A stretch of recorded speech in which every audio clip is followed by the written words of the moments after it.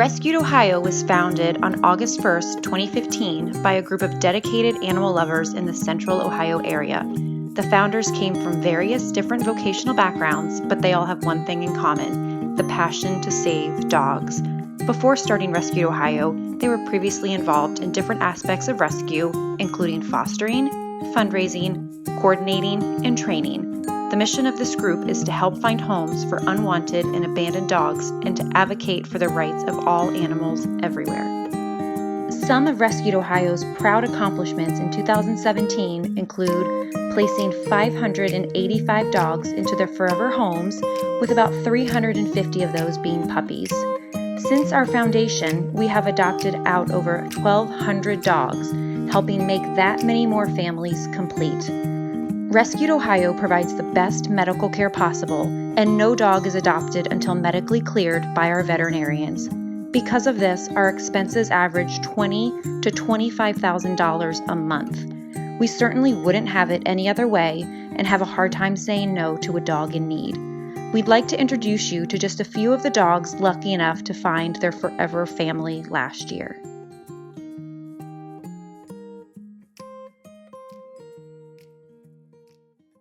We started at first looking for like a certain breed, which was like a Rottweiler breed.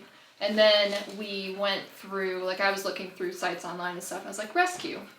And I actually came across, I think it was a Chocolate Lab mix on Rescued Ohio, and that's kind of what sparked our interest. So I put the application in, and then Leslie Walker, I believe, was like, well, like this, looking at our application, like, hey, like, did you see Sheba? Like, have you seen Sheba? So we put Sheba on the list of, I think there was like 3 or 4 dogs that we were going to see, and that's kind of how we started the process.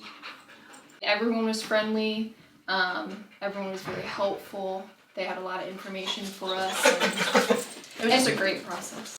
I think her temperament and everything, like we did see like 3 or 4 dogs, and with 2 small kids, she was the oldest of the ones that we did see, and she was housebroken and all of that, so that was kind of more of, I think, what we were on board for, instead of trying to have a potty train a 2-year-old and a puppy. So and she was just sweet. I mean, she wasn't like being a pit bull, like you automatically assume like with their temperament, but she was the complete hey, opposite. this is gonna be an aggressive dog. Nothing at all.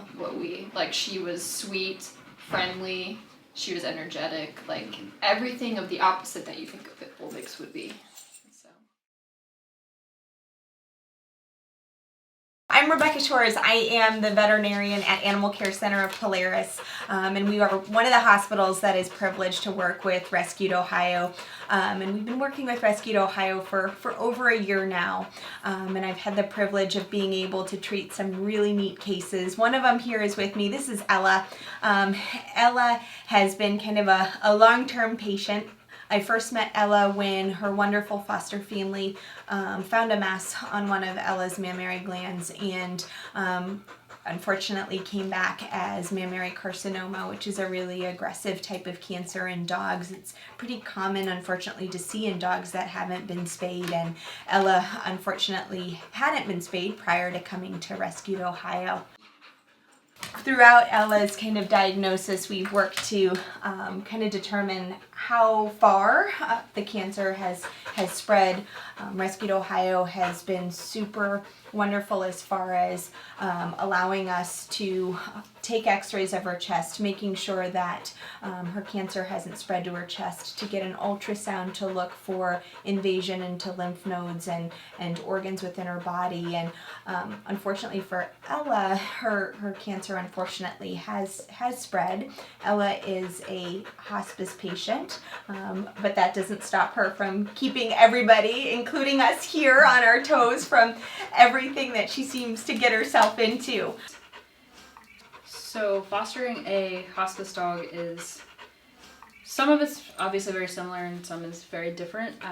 When you decide to foster, there's going to be a point that you're going to have to say goodbye to that dog, but that they still have better days ahead of them. They're going to find a family, they're going to be, they still have a lot of life left to live, whereas when you have a hospice foster, you know that you're eventually going to have to say goodbye, but it's not, that right now is the best days of their life. and so we're just trying to give Ella everything that she deserves, everything that a forever family would. We've done a few different paw print art things, which she's not a huge fan of, but we have more planned, so we're gonna have to work on getting her to like the paw print art. Yes. Like a day of destruction for her because she loves to chew up toys. So we're gonna a bunch of people have already donated toys. We're gonna, we have a fundraiser going so we can get her more toys. And we're gonna do that, and then we're gonna try to do like a party for her, so people, all the people that she loves, and that, you know, even people within the rescue that haven't had a chance to meet her, so they can come and see her and just have a good time.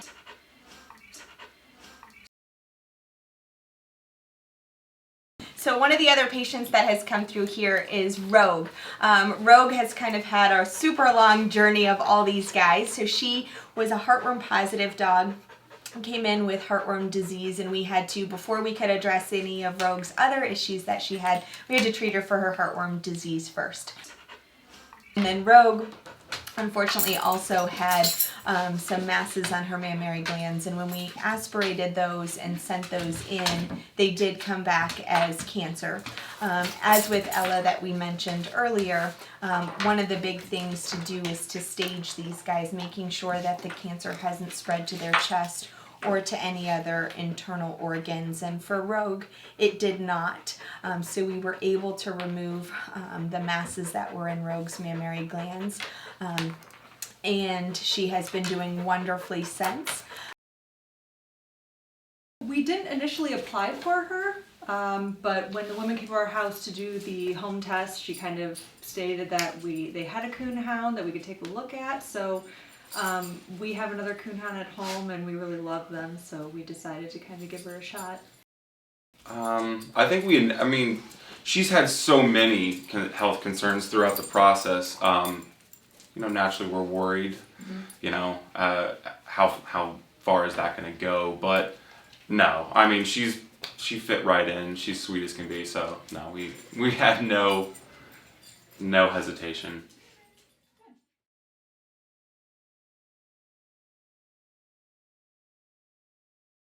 Another patient that we've gotten to work with, one of the more interesting cases that we've gotten to see is Charlie.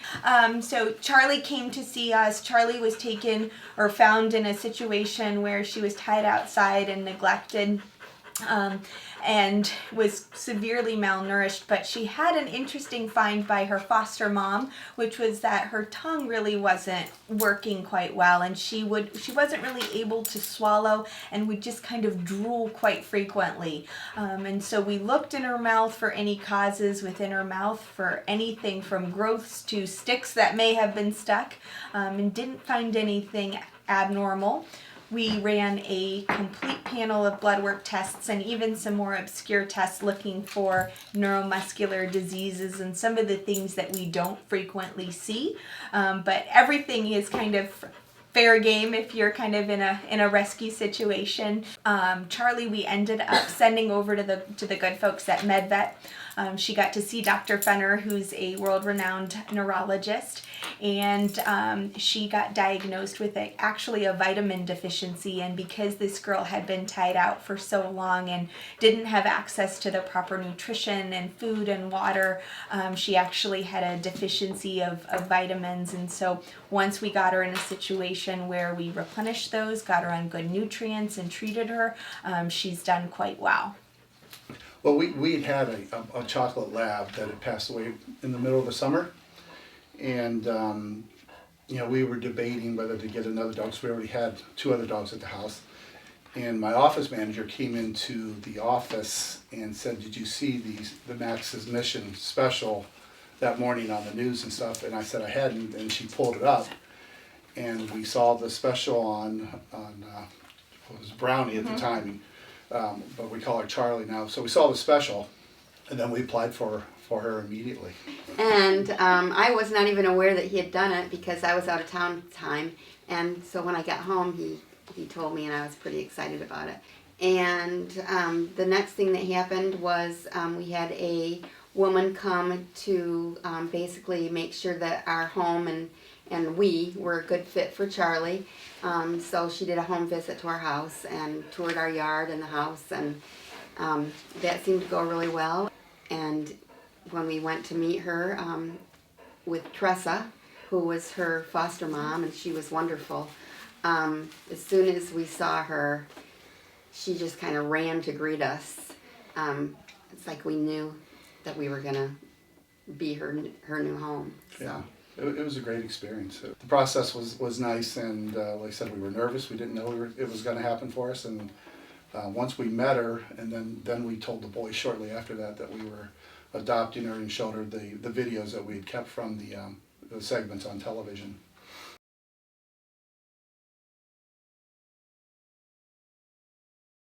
So another patient that I've got to work with is Cooper, who was formerly known as Kane to everybody kind of here at the hospital and within Rescued Ohio. But Cooper's case was a super sad case. Cooper was, fortunately for Cooper, was taken from a neglect situation where he was kept inside of a garage, and unfortunately for Cooper, he had an injury. He was hit by a car and had a pretty bad neurologic condition of his leg. He had what's called an avulsion injury, where the nerves essentially lost function down to his forelimb.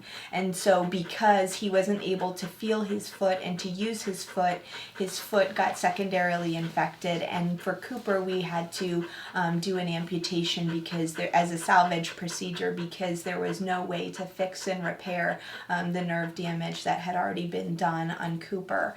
So we did everything for him. We removed his leg here. He stayed in the hospital a few days after surgery to make sure everything was healing. He was kept on fluids and hospitalized and monitored. And now he's a happy boy getting around quite well on 3 legs and has a new family that loves him. I had followed Rescued Ohio on Facebook, so I saw all the dogs all the time. And one day I saw this litter of puppies, and I was like, I'm just going to apply. And I just called him, and I was like, hey, so I just applied for a dog through Rescued Ohio, randomly.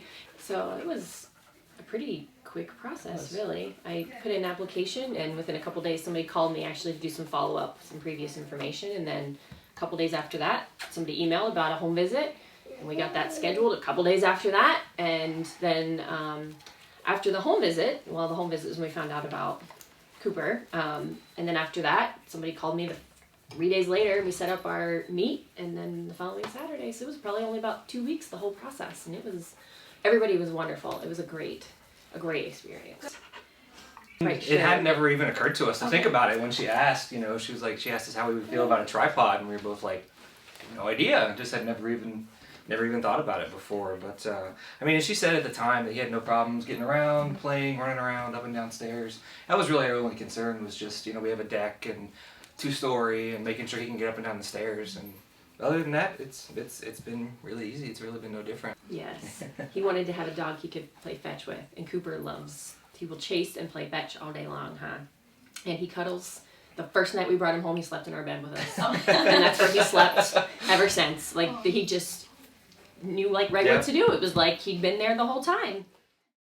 So one of the really great things about working with Rescued Ohio and working for this organization is they absolutely will do everything under the sun to make sure that any dog has the absolute best medical care that they can possibly get.